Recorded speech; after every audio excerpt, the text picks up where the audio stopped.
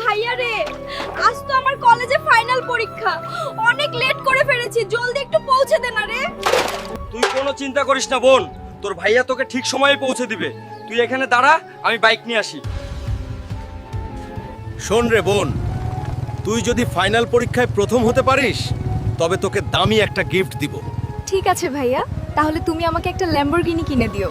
আচ্ছা, তবে তাই হবে, তোকে ল্যাম্বরগিনিই গিফট দিব। এই দেখো ভাইয়া, আমি তো ফাইনাল পরীক্ষায় প্রথম হয়েছি, এবার আমাকে ল্যাম্বরগিনি কিনে দাও। আচ্ছা বোন, তোকে অবশ্যই কিনে দিব। এই যে ম্যাডাম, এই ল্যাম্বরগিনির দাম কত রে? আরে ভাঙা ফার্নিচার, তোর অকাত হবে না এটা কেনার। যা আগে 50 লাখ নিয়ে আয়। ওই ম্যানেজার তো আমাকে অপমান করে বের করে দিল রে। বোনকে তো কথা দিয়েছি ল্যাম্বরগিনি কিনে দিব, এখন এত টাকা কোথায় যে পাই? গোকু, জলদি ট্রেনটি উদ্ধার করো, তুর্মি ছাড়া এই কাজ কেউ পারবে না। আমি থাকতে এত মানুষের ক্ষতি হতে দিব না। বন্ধুরা, তোমরা যদি চাও ট্রেনটি উদ্ধার করা হোক, তাহলে জলদি ভিডিওতে লাইক কমেন্ট করে শক্তি বাড়িয়ে দাও।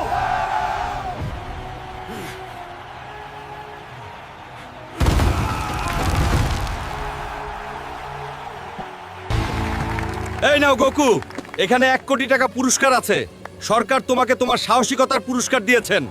এই যে অহংকারী ম্যাডাম, এখানে পুরো 1 কোটি আছে।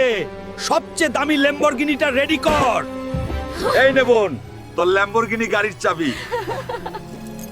বন্ধুরা, আমার ভাইয়ার আইডিটা সবাই ফলো করে দিও রে।